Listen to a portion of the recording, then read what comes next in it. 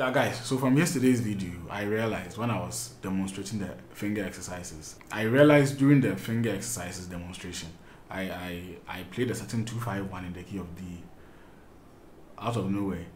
But then when I was editing the video, I realized that wow, this is a nice chord. So I want to break down those chords in this video and let's see how it's applied. But I don't think I even have to teach you the application because it's a 2-5-1. Almost every song has a 2-5-1. So what I want to tell you is that when you are going to your 2 to the 5 to the 1 in any song, just apply those chords. That is all. So let me show you those chords. Now it's in the key of D. So this is the scale of D. D is the 1, E is the 2, and then F sharp or G flat is the 3, G is 4, A is 5, B is 6, and then C sharp is 7, 1. So this is the scale of D. Now I believe you have started with the exercises. If you haven't watched, I have the link in the description below. You can check it out. So now that you have done some exercises, I believe your confidence in playing the key of D, if you don't play D, that is, your confidence in playing the key of D will be very high in this lesson. So the 2-5-1 goes like this. Yeah, this is what I played, right? Yeah, so I want to show you and then let's see what you can do with this. So these are some heavy chords. So 2, 5, 1. Now on the 2 I have. So now on the 2 I have an E minor 11th chord. Yeah. So on the 2, which is the E or your Re, then the B, which is your 6 or La, then to the E again. So this is just an octave. The right hand is doing the works here this time. So I have the G, B, D, F sharp, A, which is also what? The 4, 6, 1, 3, 5. Okay, so 4, 6, 1, 3, 5. Yeah, so I believe you did this. Now I believe now your hands are getting, so I believe you did this.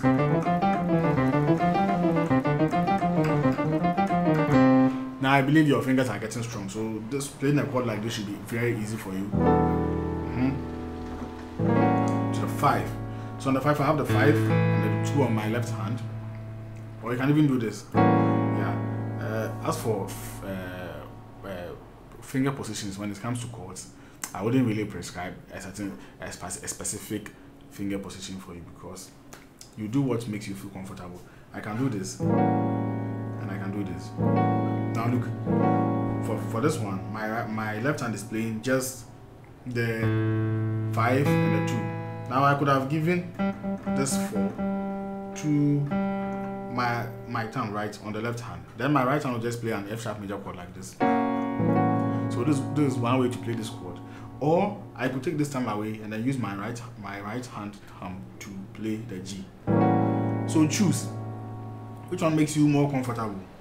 I wouldn't be surprised that somebody will also do this. But this one is difficult to play, like seriously. So when it comes to finger placements when playing a chord, I feel like I should leave it to you. What makes you most comfortable? So you go and realize that you go out there and then you see that somebody is playing the same chord but with a different finger position. Now obviously you can't do something like this to make yourself, or you can do this. They do this. It doesn't even make sense. See, it doesn't make sense. See the way my left hand is struggling. No. This. So we have then to the 1. Okay. So the 1 is just a 1 octave. And then on my right hand I have the 3, 5, 7, 2. Okay, very good. So we have, yeah, I know. So let's just transfer these chords to F. Now let me show you how I easily transfer chords. Now, so I don't want to play it in F directly. I want to show you how I easily transfer chords. So now that this one is a 2, I have what? 2, 6, 2, right? So I'll go and play 2, 6, 2 in the key of F. And then I have what? 4, 6, 1, 3, 5. So what do you play? 4, 6, 1, 3, 5. Wow. This chord is very difficult for you to play in F. So what do? You always have to find a way to simplify things. So you can do it like this. You see, I'm doing this like this and I feel more comfortable playing this like this. The same chord. So now in the key of F, this is how I'll play it.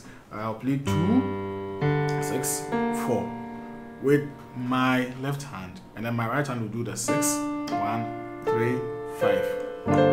Okay, that's why I was even telling you that when it comes to chords, I don't really prescribe a certain finger pattern that you have to use. It's very subjective. In the key of F, I feel like doing this like this. Yeah. So you see, this is how I transfer chords. And then on the 5, what did I play on the 5? This is what? 5, 2, right? So I'll do 5, 2 in the key of F, and then I have what? 4, and then this is flat 6, this is 7, this is 3. So I'll do 4, now flat 6, 7, and 3. Over 5 and 2, right? So it's basically this. Have you noticed? This is how we transfer chords, and it's very easy. So in a way, this is like an indirect part 3 for how to play our keys, right? So from here to the 1. Now the 1 was this. What was the 1? So I just have the 1 octave, and then on my right hand I have 3, 5, 7, 2. So you do a 1 octave, you do what? 3, 5, 7, 2. You are done.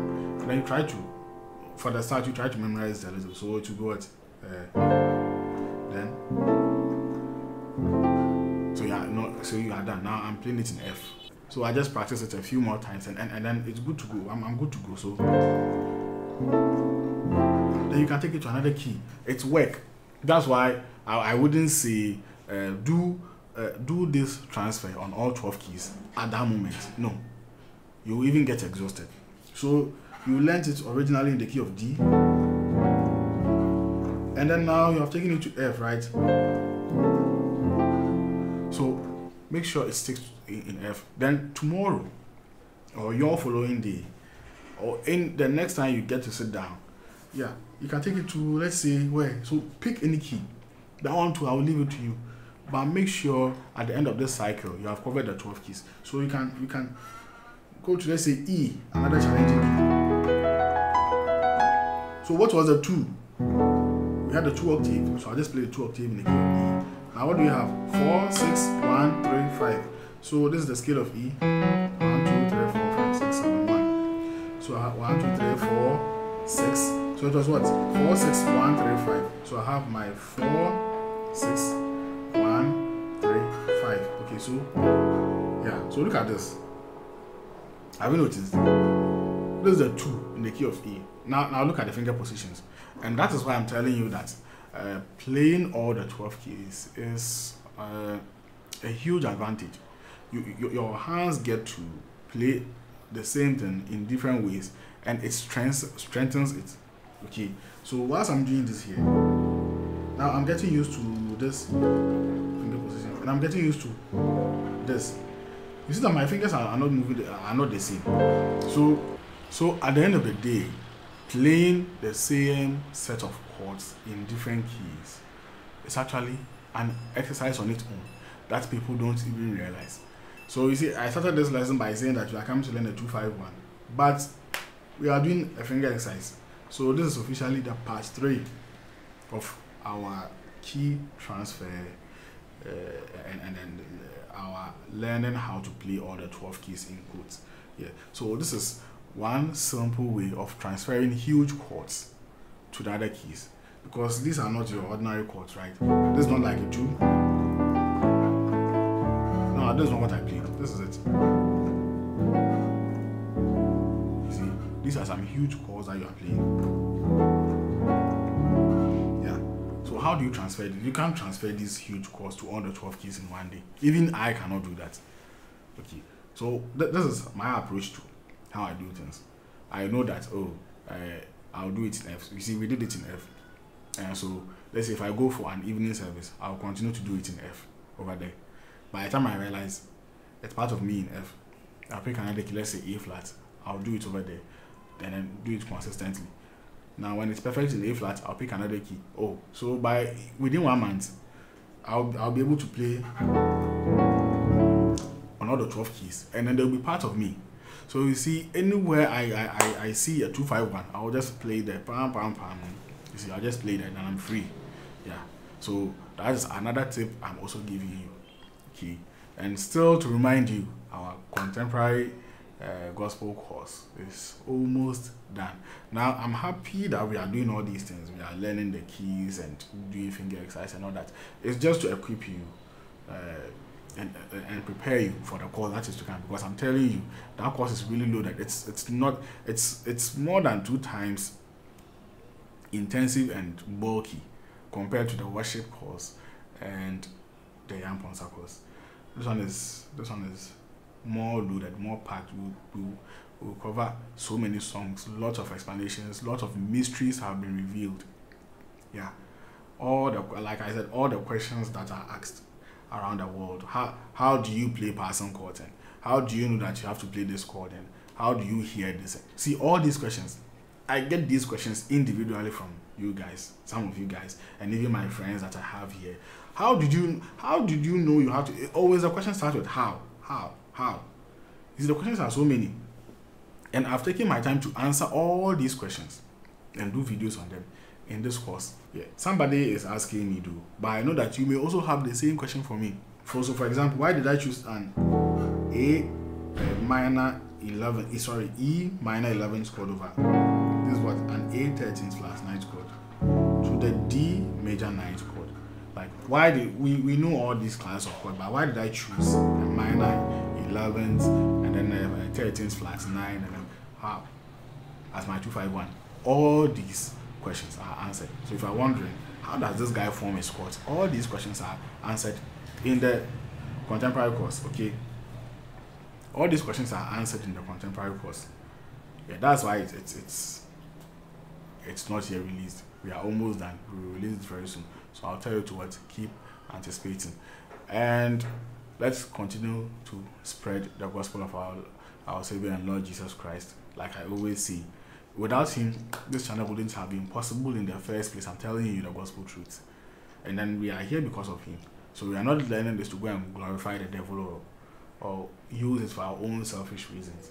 Yes, we will do it for God and we will be blessed by him as well. So let's meet in our next lesson.